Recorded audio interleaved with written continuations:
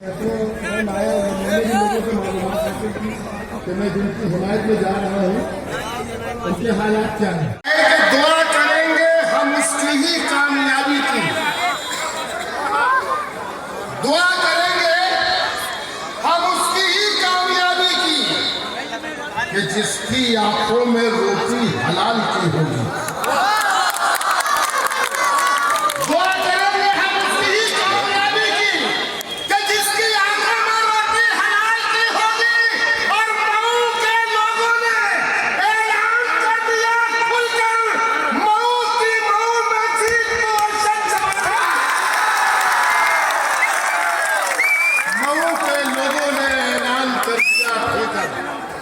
मऊ में जीत तो अरशद जमाल की, मऊ में जीत तो अरशद जमाल की होगी। मेरा बहुत पुराना शेर करता हूँ कि आप लोग किसी भी हालत में शांति और सुकून का दामन मत छोड़िएगा, क्योंकि ये लोग चाहते हैं कि आप उग्र होंगे तब जाके ये अपने मकसद में कामयाब होंगे। मगर सुकून के साथ आप रहेंगे तो ये कितने भी फोर्स बुला लें कुछ नहीं कर सकते और कोई बिगाड़ नहीं सकते।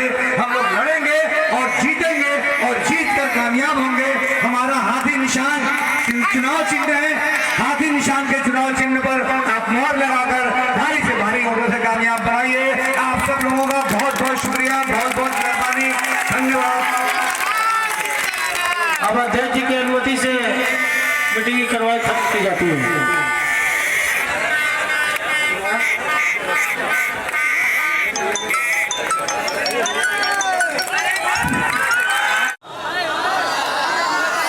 न जाने कौन दुआओं में याद रखता है, मैं डूबता हूं तो दरिया उछालता ही है। स्टेज पर बैठे हुए सियासी रहनुमा और सामने बैठी हुई मुअज़्ज़िज़ अवाम, बुजुर्गों, साथियों, घरों तक मेरी आवाज़ जा रही हो तो मेरी अजीज़ माओं और बहनों, अस्सलाम वालेकुम, आदाब, नमस्कार।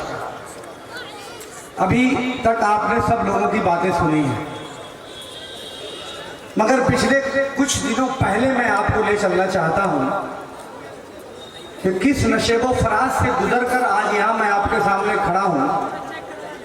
उनमें से बहुत सारे लोग बहुत कुछ जानते हैं और बहुत सारे लोग बहुत कुछ नहीं जानते। पहले तो चुनाव का ऐलान होते होते फिर चुनाव पे स्टे लग गया, फिर मामला हाई कोर्ट से निकलकर सुप्रीम कोर्ट तक गया, फिर सुप्रीम कोर्ट ने एक कमेटी का ऐलान कर दिया, फिर चुनाव टल गया, फिर सुप्रीम कोर्ट ने कमेटी बना के कमेटी ने रिपोर्ट दे दी तो वहाँ मामला चला गया, फिर हाई कोर्ट में किसी ने रिट डाल दी तो खैर हाई कोर्ट की वो रिट खारिज हुई, फिर निर्वाचन आयोग ने चुनाव का ऐलान कर दिया। चुनाव के ऐलान होने के बाद टिकट का सिलसिला शुरू हुआ। मेरे वहमो गुमान में भी ये बात नहीं थी कि मुझे ये दिन भी देखना पड़ेगा। मैंने जिस राजनीतिक दल को अपने जिंदगी के कीमती 37 साल दे दिए, वहाँ मुझे एक मामूली सी नगर पालिका के टिकट के लिए मोहताज होना पड़ेगा। ये दिन मैंने कभी सोचा नहीं था कि ये दिन भी देखना पड़ेगा। कोई आप गवाह हैं इस बात के कि मैंने कभी पीछे मुड़ के नहीं देखा। नींद सोया हूँ तो मुलायम सिंह यादव की सोया हूँ, और जब जागा हूँ और घूमा हूँ तो समाजवादी पार्टी की रहनुमाई में अपनी जिंदगी को गुजारने का काम किया है, और आप सब इसके गवाह हैं। पहले मुझे टिकट दिया गया, फिर 2 दिन के बाद पता चला कि टिकट होल्ड कर दिया गया, फिर पता चला कि टिकट किसी और को दे दिया गया, फिर मुझे कहा गया कि आप रुकिए, फिर बात चल रही है। तमाम समाजी पार्टी के तमाम नेताओं ने ये बात कही कि अरशद जमाल का टिकट कटना ये बहुत बड़ी नाइंसाफी है, उनका टिकट नहीं कटना चाहिए। मगर मुझे समझ में नहीं आता कि आखिर क्यों ऐसा हुआ। मेरा टिकट कटना, देखिए टिकट मिलना, कटना और मिल के भी कट जाना या टिकट न मिलना ये एक सामान्य प्रक्रिया है। टिकट मुझे न मिलता तो भी कोई दिक्कत नहीं थी, टिकट मेरा मिल के कट जाता तो भी कोई दिक्कत नहीं थी। अल्लाह गवाह है कि मैं पार्टी नहीं छोड़ता, लेकिन टिकट मुझे दे के मेरा टिकट काटा गया और फिर एक ऐसे आदमी को टिकट दिया गया जिस आदमी का सियासत में वजूद हुए अभी 2 महीना हुआ। मुझसे कहा गया कि आप 24,000 वोट से हारे हैं, कैसे जीतेंगे?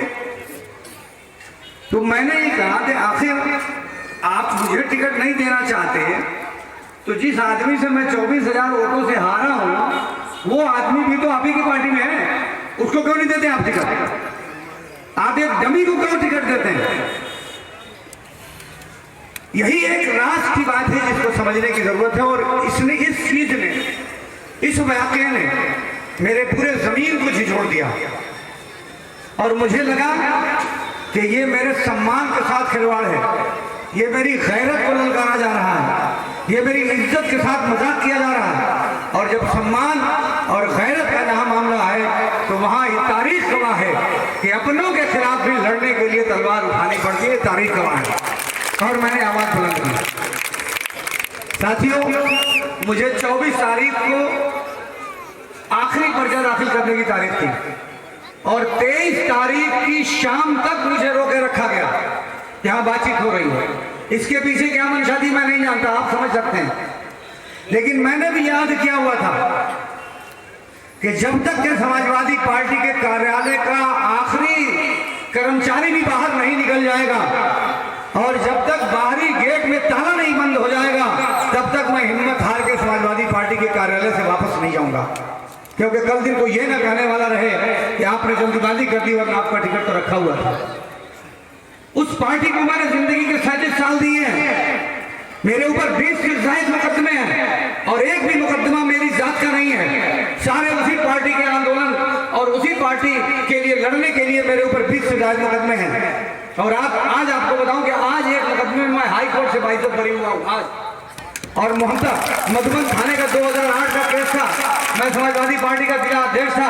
हम लोगों ने गरीबों के मुद्दों को लेकर वहां आंदोलन किया था। धारा 144 लगी थी, आरोप था कि आप लोगों ने धारा 144 का उल्लंघन किया है। उसमें मुकदमा चला, MP MLA कोर्ट में मुकदमा चल रहा था, क्योंकि उसमें हमारे MP, पूर्व MP विधायक लोग भी शामिल थे। आज हाई कोर्ट ने हमको और तमाम विधायकों को बाइज्जत बरी किया है। मैं इंतजार करता रहा और जब शाम के 6 बज गए, सारे लोग चले गए,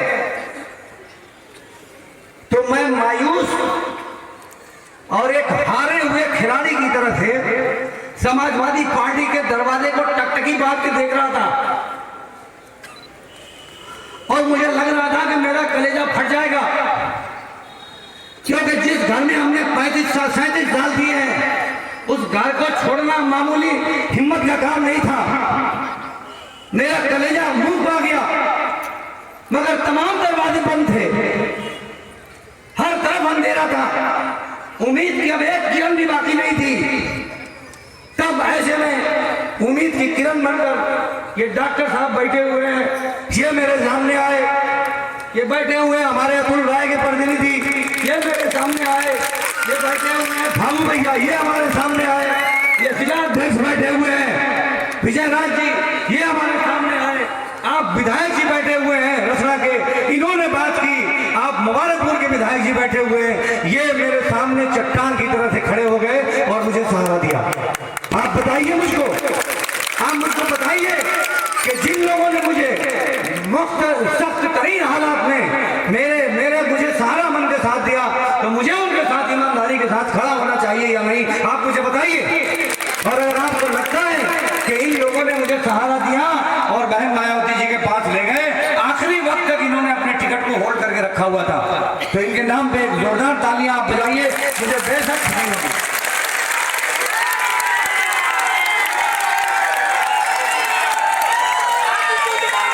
7 बजे शाम को अचानक मुझे बुलाया गया कि आप आजमगढ़ आइए, आपको सिंबल रखा हुआ है। फिर डॉक्टर साहब ने कहा, जो पूरे इस कई जिले के प्रभारी हैं, उन्होंने कहा डॉक्टर विजय साहब से कि आप ऐसा करिए कि आप वहीं लखनऊ में रुके रहिए, बहन जी आपसे फौरन मिलना चाहती हैं। मुझे फौरी तौर से बहन जी के बंगले पे बुलाया गया, जाट साहब भी वहीं पहुंच गए और जिला अध्यक्ष भी वहीं पहुंच गए और बंगले में जाके बहन मायावती जी से मुलाकात हुई। उनके बारे में तरह तरह के किस्से सुने थे, तो एक मन में अजीब सी कैफियत हो रही थी, मगर जब उनसे मिली तो इतनी इंतहाई दर्जे मोहब्बत के साथ उन्होंने बात की। यहाँ तक कि उन्होंने पूछा कि आपके कितने बेटा हैं, कितनी बेटी हैं, किसकी शादी हुई नहीं हुई, कितने भाई और बहन हैं, आप लोग क्या करते हैं। उन्होंने मुझसे कहा कि जमाल साहब आप जाइए, चुनाव जीत के आइए, मेरी शुभकामना है। मैं आपको यकीन दिलाता हूं कि बहुजन समाज पार्टी में आपको हमेशा सम्मान दिया जाएगा और इज्जत दी जाएगी, कभी आपके सम्मान में कमी नहीं होगी। अब टिकट सिंबल आजमगढ़ में रखा हुआ था, मैं लखनऊ में था, रात के 9 बज चुके थे, 10 बज चुके थे, मैं लखनऊ से चला, सिंबल हमारा आजमगढ़ से लखनऊ की तरफ चला। डॉक्टर साहब यहाँ बैठे हुए हैं और रास्ते में लगभग 12 बजे रात की बात होगी, डॉक्टर साहब 1 बज गया था, 1 बजे रात को हमारी और डॉक्टर साहब की गाड़ी की मुलाकात होती है और 1 बजे रात को डॉक्टर साहब की गाड़ी में मेरा सिंबल भरा गया। 1 बजे रात को और 1 बजे रात को इन्होंने मुझे सड़क पे खड़े होकर सिंबल दिया। ऐसा शायद पूरे राजनीति के इतिहास में नहीं हुआ होगा कि 1 बजे रात को किसी की गाड़ी में बैठकर सिंबल लिखा जाए और सड़क पर खड़े होकर फोटो खिंचाया जाए, ऐसा कभी आपने सुना नहीं होगा। मगर ये एहसान है डॉक्टर साहब, और मैं कभी एहसान भूलने वाला आदमी नहीं हूँ, मैं कर्ज को चुकाता हूँ।